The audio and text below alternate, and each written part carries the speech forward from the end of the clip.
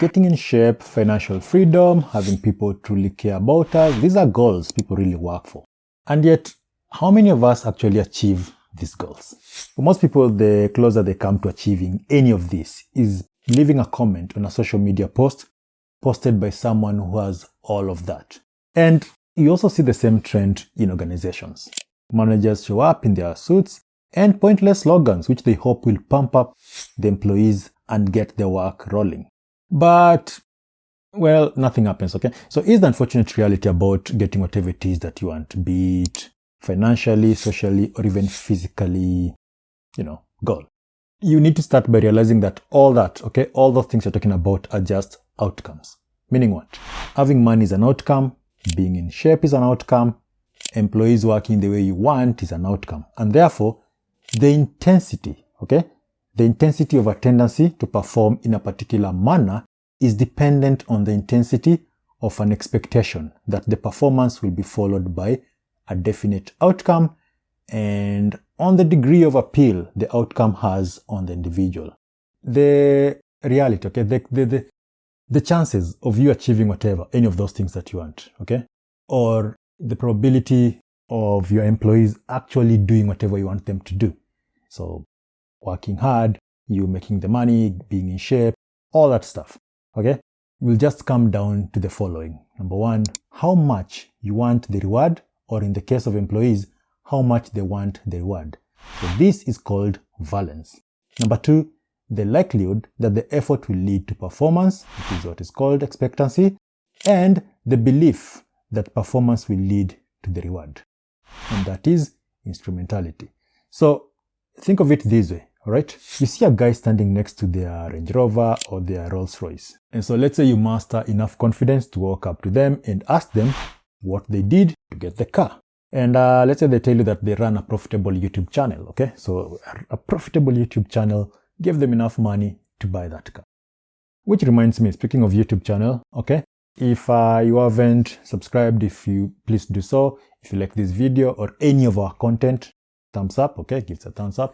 And of course, if you want to support the channel so that I can be the next Range Rover guy, there's a link in the description to a Patreon account. You can support the channel.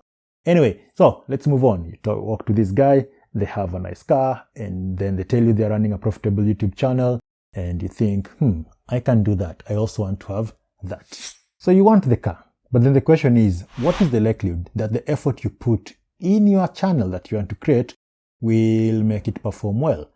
This is where expectancy comes in. So the valence part is easy, okay? You want the car, you want to be like that guy to have the Rolls Royce, whatever it is. It could be anything, okay? You see someone in shape and you want to be like them. There is the question of what is the likelihood, okay, that the effort you're going to put will lead to the sort of performance that you just looked at, and so that you can get the outcome that you desire. There is the question of possession of appropriate skill to get the job done, okay? Whether you actually have the resources or will in fact have them when they are needed. And then there is the availability of critical information and getting the required support for completing the job. So all those factors will take effect. So notice, there is what you wanted. Now there is the degree to which the effort you're trying to put will actually lead to the performance that you desire. And all that just comes down to things like skills, things like whether you have the resources and all that. And then number three, what are the chances that your channel performance will actually lead to you being able to afford the cars? So if you're certain that it will, then it means what? You'll put your head down and then you'll get going. So what am I talking about? All these things just part of the expectancy theory of motivation, okay? You want something, but then there is a question of what are the probability that, the effort you're putting will lead to the performance. And then what are even the chances that performance will lead you to the effort that you want? So it's not always a question of you have a need, you put in the work and you get the results. There are a lot of factors in between there. So let's look at this from the organization point of view, okay? From a managerial point of view. If, for example, you want your employees to actually work because you're the manager and you're trying to push them to get the results that you desire. Now you need to look at this from the employee's point of view, meaning what? Effort-performance relationship, that's number one, meaning what? What is the likelihood that the employee's effort will be recognized okay, in the performance appraisal. Because sometimes they think, I'm just going to put in a lot of work and nobody's going to notice this. So what's the point of doing that? So if they know that, they're not going to work, okay? I mean, they'll just work enough not to get fired.